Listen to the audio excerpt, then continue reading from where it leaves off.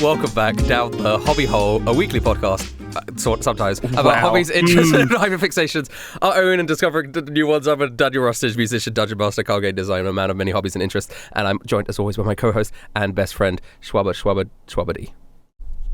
Oh, you didn't say my normal name this time. Oh yeah, sorry, it's not on here. That's why. You didn't write it down and you forgot it because it wasn't written down? Yeah, it's true. I was in Korea for 2 weeks, which is why there was a little break in the episodes. Sometimes when I go away, I just didn't have time to record some in advance. Yeah. But we're back. I mean, we're typically good. we'll try and record enough in advance so that when we take breaks, it won't be an issue. But life happens, and you know what? Life happens. You know what? We're here. We're chilling. We're vibing. Yeah. We're here. We're going to be talking about something very exciting today. What are we talking about today? Talking about footy. Because we took a 2-week break. It wasn't really for a vacation. It's because we've transformed. We're no longer nerdy little video games and anime. No. Get lost. Yeah. We're lads now. We're it's lads. Football time. Football. When we say football, lads. we're talking about, for the Americans, English. soccer, of course, English football. Yeah. The ball you kick around with your foot. That one. Hope that cleared up. The pig's bladder. Oh, we should have just done the history of football. People come into this and they think it's going to be us talking about football. And actually we're like, well, back in the 1500s. And it's like, this is the hobby hole I know. Yeah. I don't actually know. I do know that in like medieval times, they used to play like 100-a-side football where they'd have a pig's bladder and it would like solve like wars. Maybe not to that extreme, but like there would be like village debates. I've heard that disputes were solved by having this essentially a sport played. It was a sort of rudimentary version of football.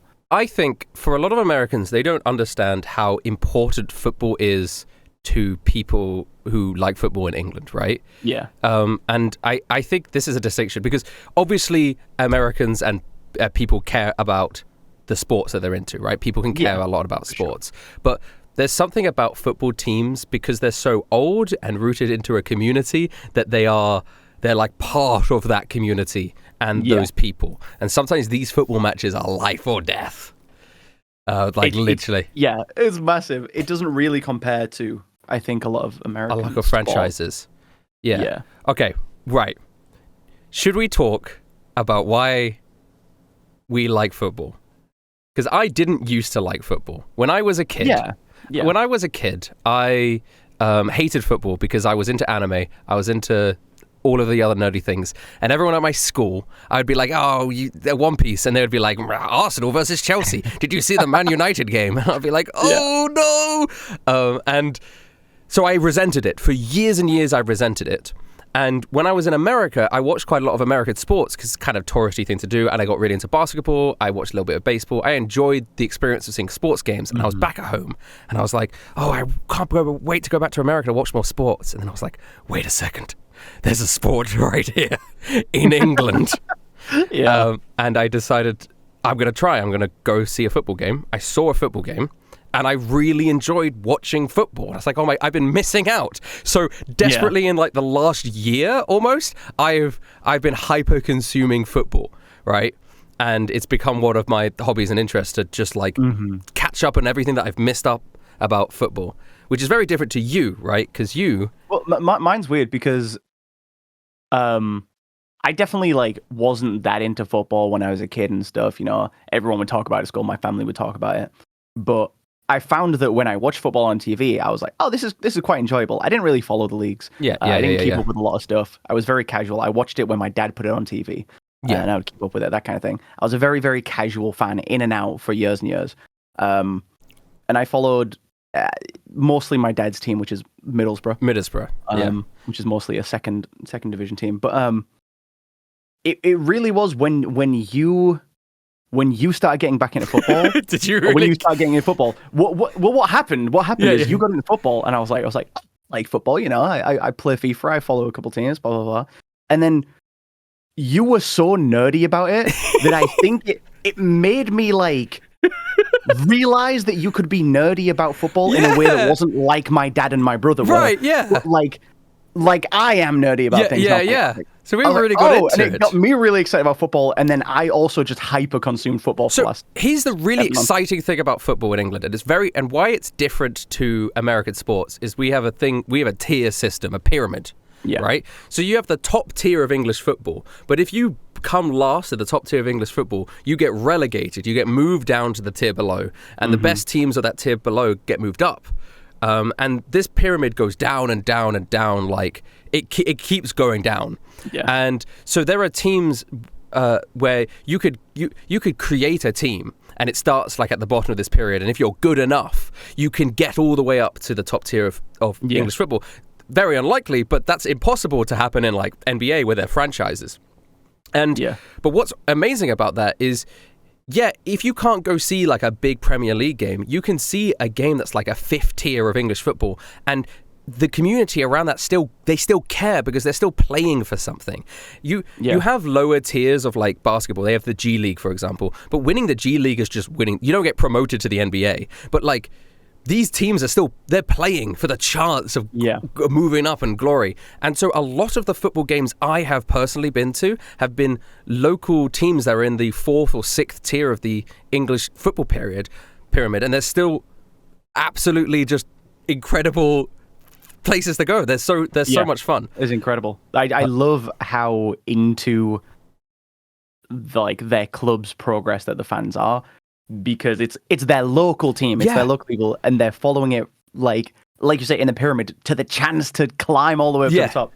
And I know you said it's very unlikely that it happens that like a team will be in one of the lower leagues and manage to get the top. But it has happened.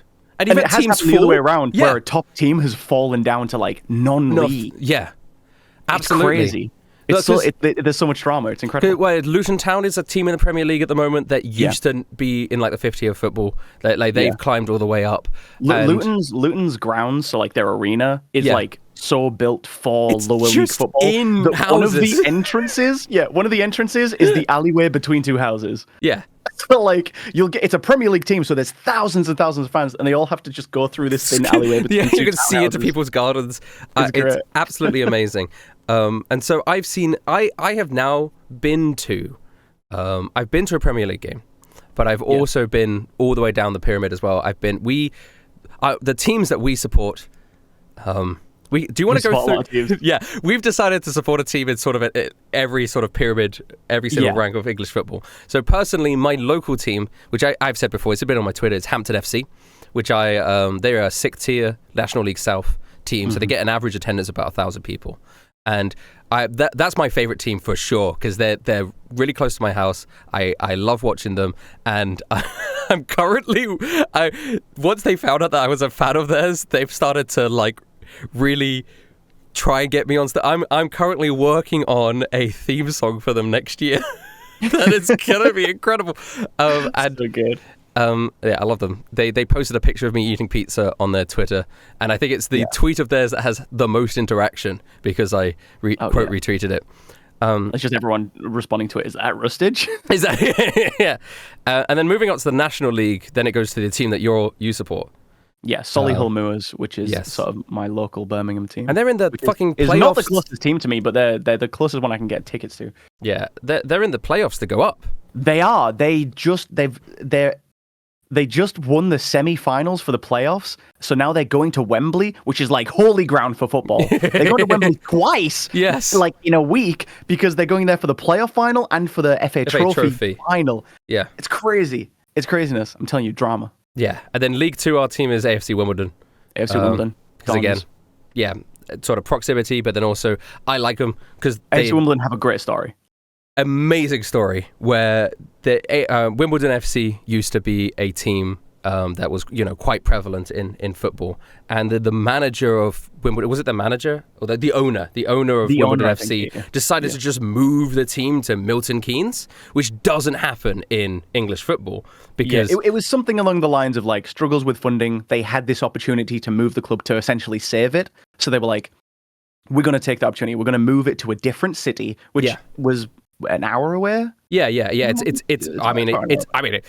It's fucking light years away if you're a person who lives in Wimbledon. Yeah, if you're a local football fan, it's the other side of the world. Right, and so local football fans obviously, like, this is the club that it means everything to them. Yeah. And it's just torn away from them. It feels like they've been... And they had to create a new club from scratch that had to start again, like 10th tier, 11th tier of the English football pyramid. And they've fan-funded, had to work their way back up the pyramid, and now they're back into League Two. And I think this is the first season where that Milton Keynes team is in the same... Because they've gone down. Well, AFC Wimbledon's gone up, and now they're in the same tier. And they had an incredible game this season where it was like 0-0, and then AFC Wimbledon scored in like the 95th minute. 94th minute or something. Yeah, it was crazy. If anyone's a fan of the Vlogbrothers, John Green sponsors the AFC Wimbledon. He's one of the sponsors of it, and he was at that game as well. And that's another reason, obviously, like, I see them as a little bit like the nerds team as well in that regards. Yeah. And that was the AFC Wimbledon was the first game I went to, and so it holds a special place for me there. And I think we've had a lot of fun at AFC Wimbledon games as a group. It's great. It's a good ground, and we obviously go there with our friends. There was that one where there was just the atrocious referee where there were players like jumping on each other's backs and like full on tackling them to the ground, and the referee was like, what? It's fine. I didn't see it. And then he gave 2 red cards to AFC Wimbledon. Yeah. And we still won. Our team was getting no calls. We got 2 red cards against us, and we still won 2-0. We still won 2-0. And the crowd I find like the atmosphere at English football games, especially because I can talk from experience of being to a lot of different sport games now. The atmosphere at English football games is so different because it's so like they're so passionate, they so genuinely care, and they're so mean. Right? Oh yeah, I'm English football fans, for as like a good a sense of community pride and togetherness it is, can be evil. They're so mean. I feel bad for the players and even the referee when I hear people who are just like, yeah, I bet you're fucking paid off, you prick, and they start like listing.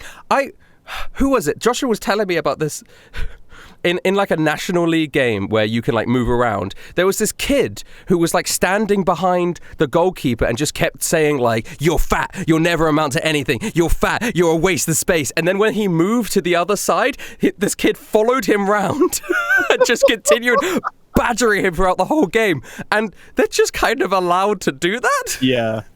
I went to a Birmingham City Football Club, obviously, is kind of nearby to me because I live in Birmingham. But my hometown club of Middlesbrough, they're in the same league. And Middlesbrough travelled down. So I was like, oh, I'm going to that game so I can watch Middlesbrough. But I had to get a ticket in the Birmingham stand. So I was like a silent away supporter surrounded by Birmingham City fans.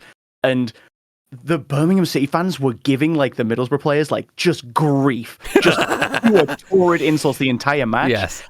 And it got so bad at one point, one of the Middlesbrough players reported the section of the crowd that I was sat in to the referee.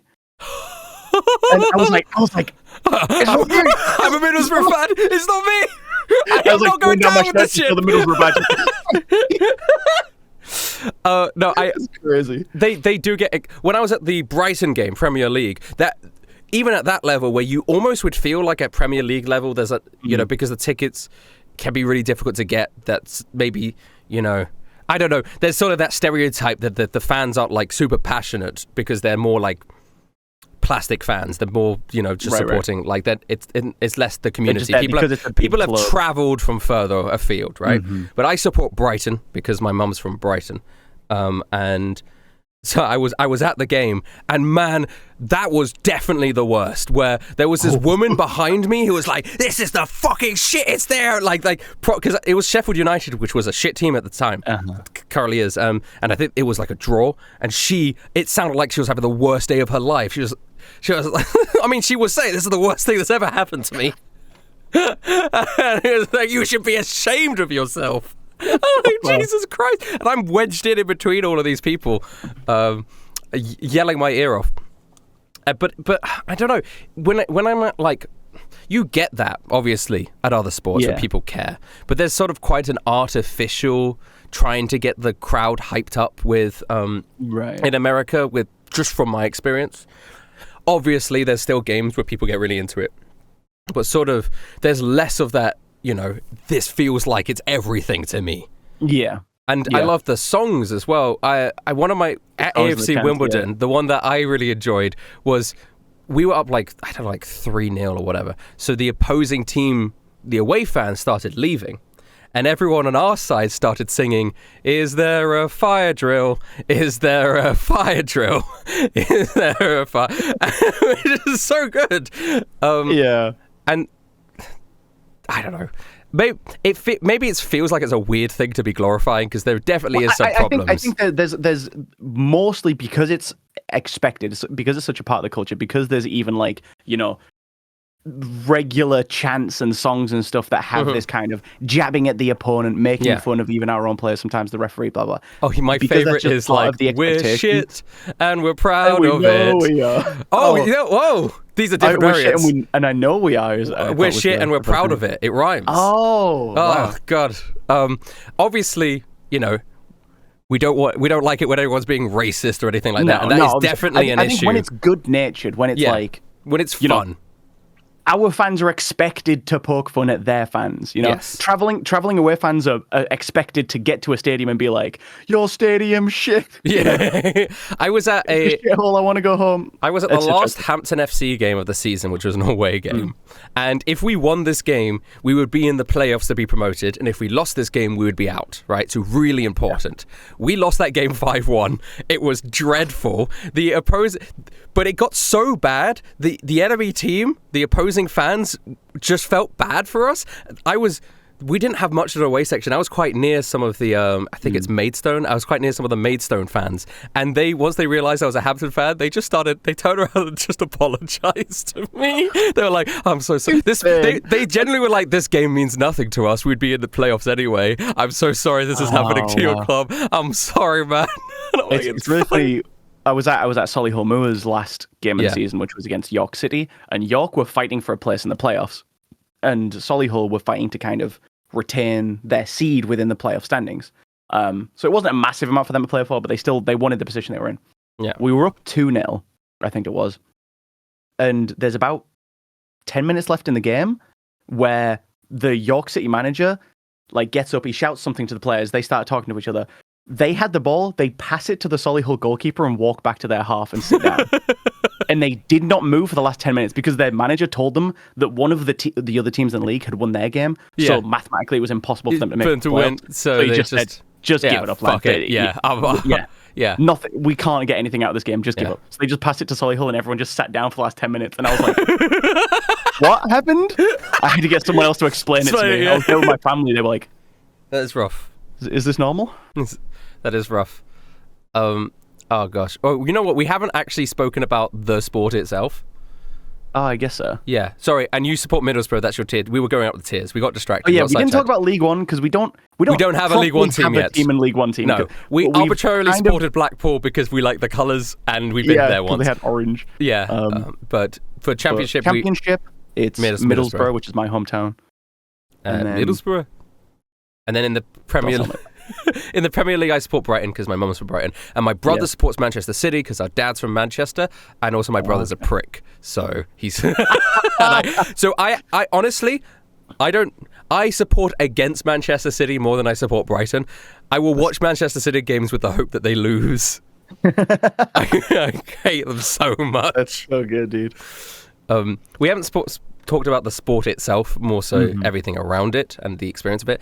I was surprised at how much I enjoyed it because I think a big complaint a lot of Americans have I've heard this from Briggs, for example, is that, you know, it's 90 minutes and then there'll be like 2 goals or 1 goal and that's the game. Yeah. And it's like, well, you know, you're 90 minutes for that like 1 minute of excitement, whilst their sports, a lot more is happening. You know, give credit to that. But with football, a lot is still happening. The issue that I have with constant. It's constant, right? The issue I have with like the NFL and I love basketball. Basketball's still my favorite sport, but it's constantly stopping, right? For free throws, for times out, for ad breaks, NBA is constantly stopping. Whilst regardless of what's happening, you're getting 45 minutes of uninterrupted football. And then 45 minutes of uninterrupted football. It just keeps going. The timer keeps going. And once you start actually watching, especially, I always say you need to go to a sport in person to really be able to judge it. Because once you're there and you're seeing how it's all being played, it starts to become so much more interesting. Because, the goals are great. But I kind of describe football as a little bit like edging. I didn't think I would say this on the podcast, but I'm so glad you did.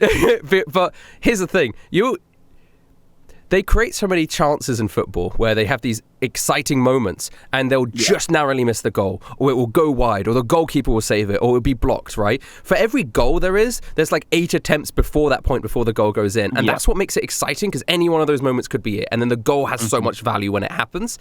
But it's like edging, because you're getting close to the climax and then you stop yourself. And then you're getting close again and you stop yourself, so that when the goal finally comes, it's like an ejaculation of ecstatic joy. I didn't think we would have to have an age rating on the Hobby Hole. But the metaphor works. It works perfectly. Correct. You are 100% correct. And once you think of it, I guess in that terms, and once you experience it like that, I think you really have to care about football to enjoy it as a sport as well. And I think that's what carries it a lot. Because basketball can be exciting, but a lot of the times, because of how constant the points are, it sometimes feels a little bit like some of them are quite meaningless. Whereas that's goal. The whole issue I have with basketball is that it's quite action packed. You know, there's a fair few stops, but it's not as bad as, for example, the NFL. But it's fairly constant, fairly action packed. There's lots going on, but they score so often that I can't get excited really when someone scores. For basketball, it's less when someone scores that's exciting, and more when they've had like a string of scores, like when there's a run that's exciting, or when you can see that they're dominating, or when like a tough shot goes in right before the game ends that makes it so they win. There are exciting moments, but because play by play, it's typically the way I see basketball is that one team goes on one side, they score more times than they don't, 2 or 3 points. And then the other team gets possession, goes to the other side, and probably also score. And it's kind of a back and forth where the outliers are when there's good defense and good blocks. Or when they don't, like the exciting moments tend to be the buzzer beaters. But I think obviously, like, you know, how we're sort of hyping up football is like you could do the same with basketball. If you watch more basketball and you got into it, then those moments would be more exciting. I'm not saying basketball is bad for those reasons. It's like those are the reasons that I personally can't get as excited about it, because it's not what appeals directly to me. Yeah. Whereas in football, it being like two teams clashing for like over an hour just against each other in every part of the field, trying to outdo each other in athleticism and strength and blah, blah, blah, blah, blah, and putting these moves together. And then finally they get through and they score and they capitalize. Yes. It's like, it's a huge moment of excitement. Is it 100%? And and every goal is so valuable because of that. Yeah. And I learned that, and I appreciate the sports for the differences that they bring in that. We are going to do an episode about basketball at some point. And then you're going to have to say some good things. Because it's still my favorite. I don't dislike basketball. Still my favorite. It's like... You need to see a game in person as well. That's what I need to do. I need to go see a game. When you see how impressive it is when they shoot those 3-pointers in person, you'll be like, I understand. Because on TV, it's like whatever. But when you're there, you're like, how the fuck did they do that? Yeah. Right. Well, football's fun. It's 11 aside. Should we explain how the rules? Should we explain the offside rule? Yeah, offside rule. And no, I don't know if we do need to do all that, but no. Yeah, I don't know. I think we should say that we might not be representative of the majority of football fans. No. In so much as, like, the majority of football fans support one club in the top flight and they watch their televised matches and that's it. Yeah. But like, we are much more on a local level football fans. We like the English football pyramid. We like seeing games. I like I've seen football games in Korea. I was at an FC Seoul game. I've been to more than one. FC Seoul is really funny because they have a stadium they built for either the World Cup or the Olympics, which is too big for their level of football. It's like an 80,000, 90,000 seater stadium that they fill. Maybe they get like 10,000 attendance. Is really good, but it's so empty in that stadium. Yeah. Huge stadium. You're watching at what is. I mean, they're not obviously anywhere near the same level as European football, but it was still incredible. I think the game I saw was something crazy, like 4-2. Wow. And absolutely loved it. But I happened to be really near a whole bunch of international people who obviously were just there because they thought it was funny. They didn't give a shit. They were like smoking and like being really loud and not paying attention. And I was a bunch of, a bunch of other people were like reporting them to the security, and I'm like, oh no, I'm white and I'm near them. Am I gonna be lumped in? I don't want to be like. So I had to like physically sort of distance myself, and I try to look as grumpy as possible, like, hell, what a load of these guys. Fuck it. Not me. No, sir. So funny, dude. But what was really impressive about that game was they were doing these crazy cross-field passes, just like back like a ping pong, back and forth before they get these amazing goals. And it's such a sport that's so easy to understand. Like it transcends cultures in a way. Kickball, right? It's the most popular sport in the world, right? It is. And then cricket. I think a margin. Yeah. And then cricket? Cricket's the second most popular sport in the world, yeah. Because India, Pakistan, yeah. Also, yeah. Earlier, I guess. We get my brother on for rugby, cricket. maybe. No, it's cricket. I fucking hate cricket. Can we not do a hobby hole on cricket? We can. It's so shit. Do you have a favorite football player of all time? I'll ask you some. I actually do, yeah. It's Manuel Neuer. He is the goalkeeper. Now, this shows how out of touch with like the top flight of football I am. I don't actually know if he still plays. He may still be the How do you spell his goalkeeper. Manuel Neuer. It's Neuer. Manuel Neuer, German soccer goalkeeper for the German national team and the Bayern Munich. And he was he still plays Bayern for Munich a while. I think the greatest goalkeeper in the world. He might still have that title. But like I said, I've been so out of touch with like the top flight of football internationally that. I mean, they didn't win the Bundesliga this year, so maybe not.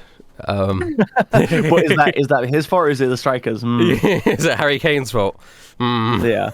I mean, what I love about Manuel Neuer is that like the most of like the celebrated famous players in football tend to be the strikers because they are the ones who seem to make the most difference in games. Yeah. But Manuel Neuer, he has a showmanship about him. He has a star player quality, even though he's all the way back in the goal. Yeah. And you see him like really a minority of the game. He's 38. He's incredible. Yeah. He's actually not as old as I thought he was. Yeah. I don't know if I have a favorite player because I don't know enough of the actual like names of players. I think my favorite player is probably for like Mason Bloomfield or Ben Seymour from from Hampton FC. I just like them. Ben Seymour is great because he's always offside and he gets upset when he gets called offside. And I'm like, Ben, you're constantly offside. And he's just too eager. One of my favorite players was fucking Al Hamadi from AFC Wimbledon. Oh my God. And then they sold him. Oh yeah, to like Bournemouth or something, right? No, I think he's Blackburn Rovers or something. It was a tier 2 team. Yeah, he got sold, which is rough. But I think they made a profit on him, so that's fine. Yeah. We saw an amazing game when we had a bunch of Yanks visit us, like Maguire, etc. Oh yeah. Yeah, and we were like, it was Hampton, right? That was Hampton. It was like the best Hampton game to see. Literally, I saw an away game at Hampton that was 0-0, and it was awful because I was in the freezing cold, and I was like, oh, this sucks. And then we went to go see a home game, and the all game our American friends come over. Yeah, and the game was 3-2, which is already quite a fun scoreline, but it was proper back and forth, right? Yeah. We didn't know who was going to win. The opposing team had a penalty to go up, and our goalkeeper did this crazy save and got the penalty. Hypest moment. I remember, I think we were against Dartford. Do you remember when the Dartford player skidded, slammed into the fence, and then was like out cold on the ground? And then the away fans had their flag and they were flying it over him like he was a fallen soldier. Do you remember that? Also, I don't know if you knew this, but we were sitting in the staff section for the second half of that. I don't think you knew that we were. Yeah, so we were at a bunch of seats that the coloured seats that were empty, and I was like, oh my God, empty seats. I sat down there, and he's the head of football. He worked for Hampton FC, quite an old guy. He's been working there for a while. I don't know, director of football, I think that he's called. He came over and he asked, are we away fans, right? And Maguire turns around and goes, no, sir, or whatever he does in his American accent. And then the guy goes, oh, they're Americans. They don't know any better. And he let us sit there.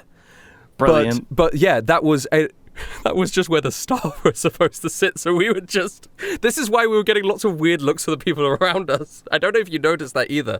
But that's so funny. And it's why the seats were empty. So we got the VIP staff treatment. Just from having Maguire be like, no, sir. No, sir. Just like, oh, yeah, Americans, they don't know any better. It was really nice that they let us sit here. sit there. It was really cool. Brilliant. Oh gosh, what's your favorite football position? Missionary. Here's the thing, right? Is if you were to fuck a football player, which position would you fuck the football player in? Yeah, okay. One of my favorite positions. If you were to edge a football player, if you sorry, continue. It would be the goalkeeper because he wouldn't have anywhere to go. Yeah. But that makes it sound really bad. That's really bad. I meant because it would be the goalkeeper because you would shoot it in one direction, he'd dive in the other. It's be the goalkeeper because he needs gloves to do anything with you. Oh, it would be the goalkeeper because it would be the goalkeeper because he's always taking shots of lots of different men. Okay, all right, Doug. He's barring out right now. My favorite position. It'll be the goalkeeper because your favorite one is a guy from Germany who's 38. What are we talking about? Central attacking midfield. Because for the longest time, my favorite player was Frank Lampard before he retired. Well, before he went to a different team and then retired because I supported Chelsea. And he played that position and he would score a lot of goals himself, which was great. But he would set up a lot of goals, which was more exciting for me. He just was in that central position. He'd be able to move out wide if he needed to, slot through passes, pass defender. It was beautiful. It was like the perfect, like, if you're attacking minded, it's the perfect position to get goals yourself or just set up the craziest worldies. Yeah. And it was beautiful. That's amazing. Yeah. So that's my favorite position. Yeah. I don't know if you have one. I don't know if I do. I got really fascinated by like defense players at one point, just because I was just watching what they were doing. It's really interesting when you like hone in on them to see how they do everything. But I like the wingers, obviously. Like the wing, they have this thing where it's like essentially they're like a defense winger, but then they can move up to the attack.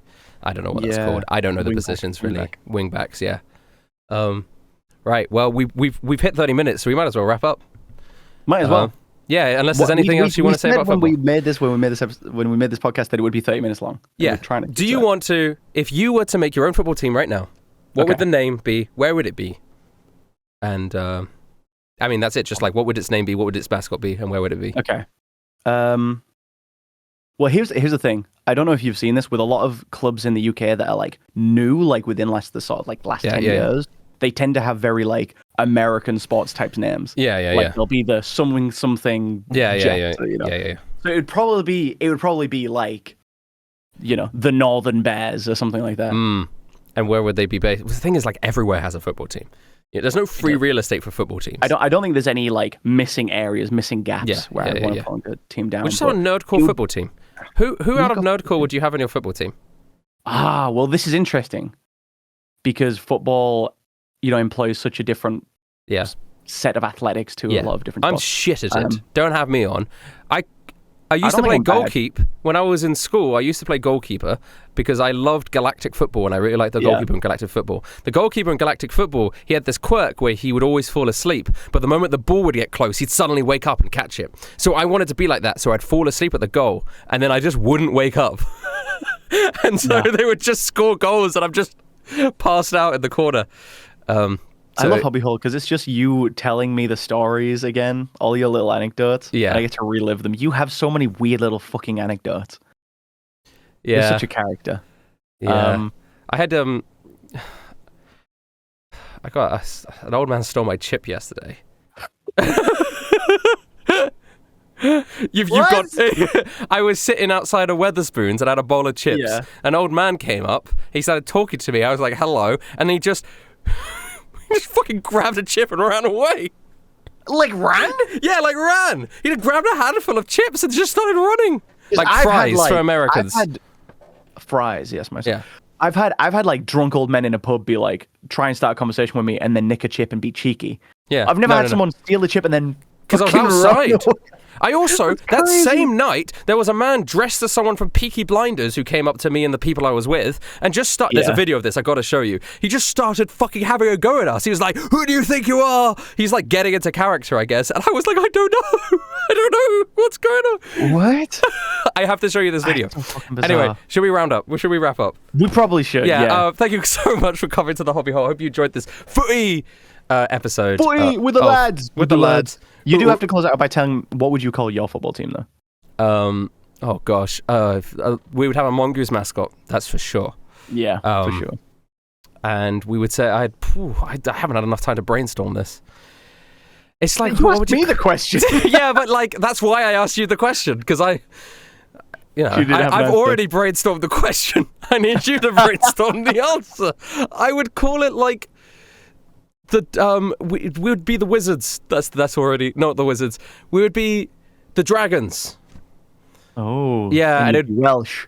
And we'd be Welsh, and we'd have a mascot that's a dragon, and he would have an actual flamethrower in his mouth. And when the referee was, being problematic, he would like incinerate him, and we'd get a new one. Insane. Okay, thank you for watching the Hobby Hole. I will see you next week for sure with some more hobbying. Certain, I promise. Do you want to? I'm going to push you down the Hobby Hole right now. Okay. Push. Oh.